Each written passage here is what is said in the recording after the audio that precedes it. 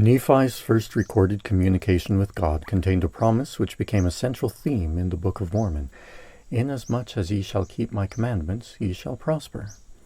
This divine promise was referred to often by the prophets of the Book of Mormon. In fact, this promise of material wealth as a reward for righteous living is fundamental to what is now referred to as the pride cycle. A group of people who are humble and follow the commandments are blessed with prosperity. After a time, their increased wealth causes them to be proud and to stop relying on the Lord. This leads to wickedness, which in turn leads to a loss of their prosperity, often through war, crime, or famine. Eventually, it gets bad enough that the people begin to turn to the Lord again, and the cycle repeats. This happens over and over in the Book of Mormon. Knowing that God cannot lie, we can trust that He will keep His promise to prosper the righteous. This does not necessarily mean that the righteous are the only ones who prosper, but it should be impossible for someone who is righteous to not prosper.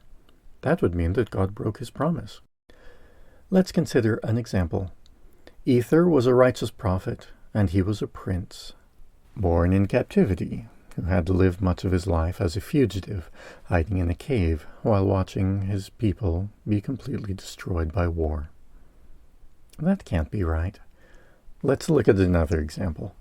Mormon was a righteous prophet, and he was a great general of a wicked army with more losses than wins before he was finally killed along with everyone else he cared about except for his son.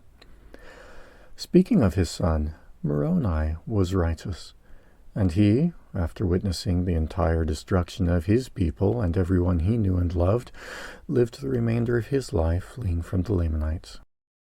Abinadi was righteous, and he was falsely imprisoned and then executed by burning to death. What's going on? The key to understanding this seeming contradiction is in the wording of the original promise. For context, let's go through everything that God told Nephi, paying particular attention to the different words that God uses for you. And it came to pass that the Lord spake unto me, saying, Blessed art thou, Nephi, because of thy faith, for thou hast sought me diligently, with lowliness of heart. And inasmuch as ye shall keep my commandments, ye shall prosper, and shall be led to a land of promise, yea, even a land which I have prepared for you, yea, a land which is choice above all other lands. And inasmuch as thy brethren shall rebel against thee, they shall be cut off from the presence of the Lord. And inasmuch as thou shalt keep my commandments, thou shalt be made a ruler and a teacher over thy brethren. For behold, in that day that they shall rebel against me, I will curse them even with a sore curse. And they shall have no power over thy seed, except they shall rebel against me also. And if it so be that they rebel against me, they shall be a scourge unto thy seed, to stir them up in the ways of remembrance. Why use so many different words for the same thing? Well, because they're not the same. We don't use most of these words anymore, so it can be confusing. These words, thou, thee, and thy, were used when talking to only one person. These words, ye and you, were used when talking to a group of people. Although many English-speaking people today aren't familiar with this distinction, Nephi would have understood immediately, because the languages that Nephi used had different words for plural and singular you. It is my opinion that the reason Joseph Smith was inspired to use this archaic form of English when translating the Book of Mormon was so that this distinction in the original language would be preserved. So notice that even though God was talking just to Nephi, He used the plural in this one verse as if He was talking to more than one person. And inasmuch as ye shall keep my commandments, ye shall prosper, and shall be led to a land of promise, yea, even a land which I have prepared for you, yea, a land which is choice above all other lands. What does it mean? To Nephi, the meaning would have been clear. God's promises of prosperity and a promised land weren't for just Nephi, but for the whole family, as a group.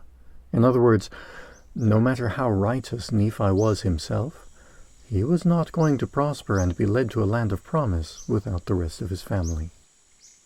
When we look at the scriptural account, that's exactly what we see.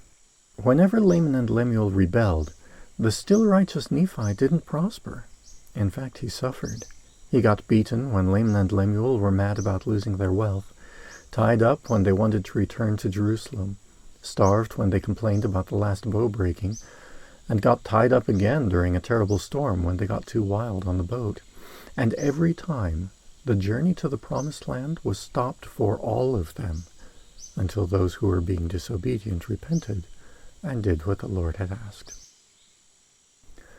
So having righteous people who do not prosper is not breaking God's promise, because the blessing of prosperity only applies to groups of people, to societies.